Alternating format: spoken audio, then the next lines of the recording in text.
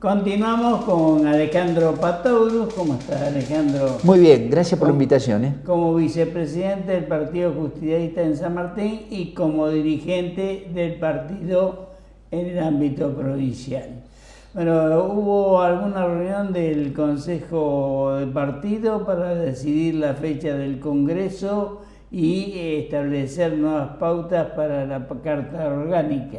Sí, y sobre todo fue la primera reunión donde hubo un pleno de los consejeros provinciales, ¿no? Creo que de 47 fueron 41, y lo interesante es que de cada una de las líneas políticas que conforman, si querés, el espacio del peronismo, ¿no? Porque hoy, la verdad, hay una diáspora, tenemos distintos sectores que se han expresado inclusive electoralmente a través de listas distintas. Bueno, estamos intentando confluir. Para hacer eso, obviamente, tiene que haber un eje programático, porque no es amontonarse, es tener un proyecto en común, y obviamente en función de este proyecto común saldrán los candidatos que sean competitivos y obviamente expresen hacia la sociedad un modelo económico, una esperanza en un futuro mejor que tenga que ver con salir un poco de este parate que hay, y de inclusive un relato macrista que nos hacen permanentemente por televisión, donde nos dice que las cosas están bien y nosotros en el día a día las vemos de una manera diferente, ¿no? Claro, hoy por ejemplo el subsecretario de Hacienda decía que a partir de mayo va a bajar la inflación drásticamente, ¿no? No, y uno va viendo en función de las variables económicas y si querés, en el contexto de cómo van influyendo distintas acciones de gobierno, que esto, en vez de bajar la inflación, la agudiza.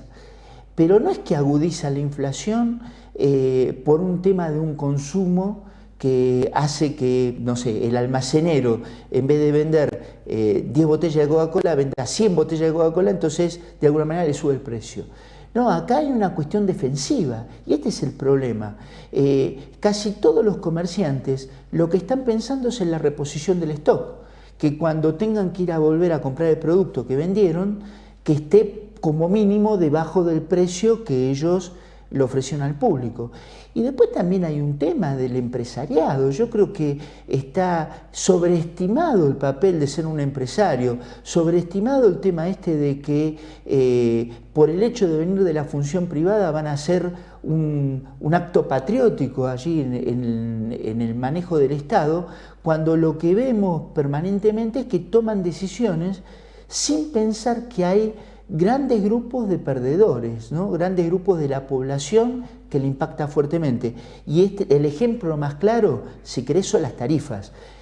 Vemos permanentemente como las tarifas de gas, luz, telefonía, transporte, las prepagas, aumentan en el orden del 20, del 30, del 40%, y después cuando quieren discutir salarios quieren ponerle un tope en el 15%. Entonces no puede ser que por un lado maximicen la ganancia de empresas a un 40% y el salario de los trabajadores, que es de alguna manera lo que motoriza la economía interna, la quieran fijar en un 15%. Claro, el gobierno planteó el gradualismo, tanto en la parte económica como en los servicios públicos. Pero evidentemente el déficit fiscal es imposible de parar. Sí, todos tienen que endeudarse. Sí, pero ahí es una de las primeras decisiones de Cambiemos, que directamente le levantaron las retenciones a la soja, a las mineras le dieron ventajas que nunca han tenido en la vida, las energéticas también han tenido ese tipo de ventajas, y por el otro lado lo que se habían comprometido, que es sacarle el impuesto a las ganancias a los trabajadores, este combate a la inflación, que haya menos pobreza en el país, eso no se pudo llevar adelante porque evidentemente es un Estado que beneficia a los grandes grupos. Y a veces se quejan en el gobierno que dicen que gobiernan para ricos, pero evidentemente las medidas que uno va viendo permanentemente, son en beneficio de pequeños grupos. Y si querés, la obra pública es un ejemplo.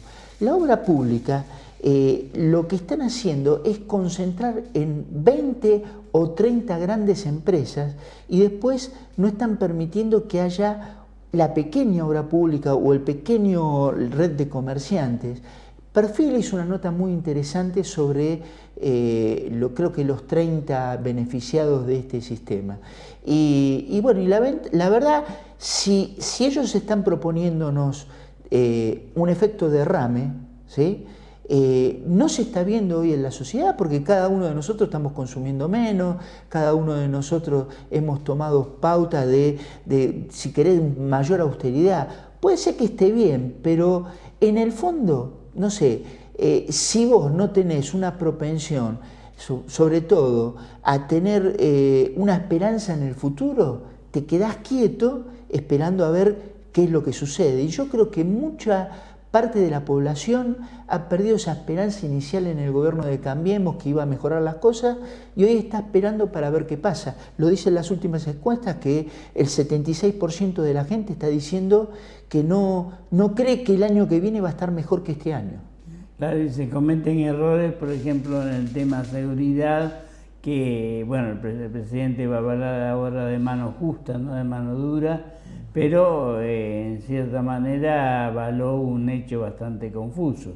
Sí, yo creo que Durán Barba y ese equipo de comunicación que tienen en el gobierno debe tener 10 temas que son de gran debate en la sociedad guardados. Entonces, cuando hay un problema económico o hay un problema ético, como el que pasó con el subsecretario de la jefatura de gabinete, Gilligan, o cuando este tema de inflación, que se reúnen diciendo de que la tienen controlada y en realidad no la tienen, o este periodista que le hizo la pregunta al ministro Duhovne, ¿cómo va a pedir inversiones en nuestro país si él mismo tiene sus inversiones fuera de este país? Entonces tiran temas para que la sociedad debata. Porque, si querés, es medio problemático hablarlo, pero el tema del aborto, ¿no? que ahora está tomando un poco más de notoriedad. El que propone tratar el tema del aborto, evidentemente quiere cambiar la legislación actual. Hoy no se puede abortar y quieren ver si hay un consenso para permitirlo. Ahora, quien te lo propone, que es el presidente, dice de que no está a favor, y Marcos Peña también dice que no está a favor. Entonces, ¿para qué lo proponen? Lo proponen para que la sociedad empiece a discutir. Justamente, incluso saben de que cuando llegue a las cámaras no están los votos necesarios para la sanción. Sí. Sí. Y lo mismo me parece que este tema de Chocobar, como también el tema de la salud y la educación para los extranjeros o no, creo que son temas que generan mucha polémica.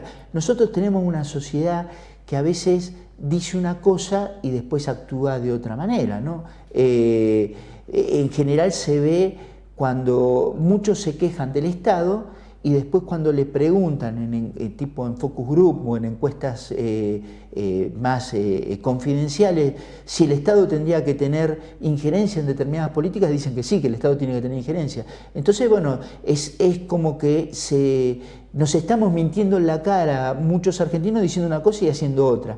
Pero la realidad es, vos estabas hablando del tema de la violencia.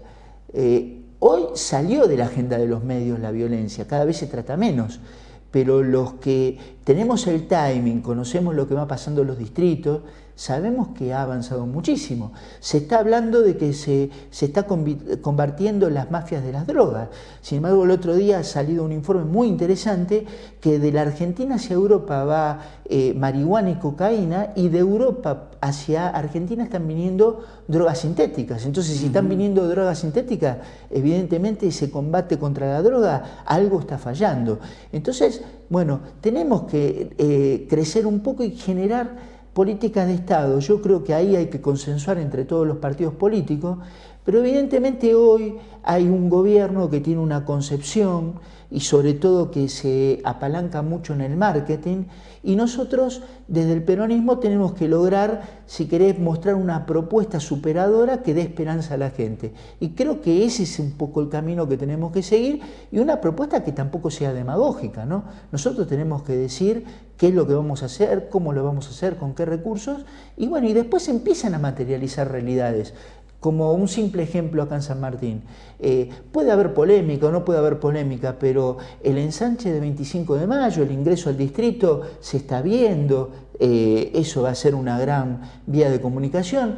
El túnel de Villa Ballester se está viendo, hay muchos problemas, muchos comerciantes que seguramente se están quejando porque les ha mermado la venta, pero los que viven, los vecinos de Villa Ballester que viven allí, saben que es casi imposible cruzar de un lado hacia el otro. Bueno, cuando uno tiene que hacer algo, evidentemente puede generar algunas molestias, pero creo que la sociedad necesita tener, no sé, una esperanza hacia el futuro de que las cosas van a mejorar. Hoy hay mucha anomia, hay mucha, diría, bronca que está por allí subyacente. Así lo dijo el otro día en la tele, me parece que hizo un análisis correcto, que así como Cristina en su momento no supo detectar el hartazgo que había en la sociedad con ella, ¿sí? Macri hoy no está percibiendo la bronca que se está generando, porque puede ser que en las canchas de fútbol haya 3 o 4 vivos que empiecen a cantar, pero después cuando empieza a cantar toda la hinchada, cuando cantan en el subte, sí, el efecto contagio. Hay algo en la sociedad que está dando vuelta y que evidentemente no están cómodas con estas políticas del gobierno, ¿no? Te agradezco, Alejandro. No, por favor. Un corte y continuamos.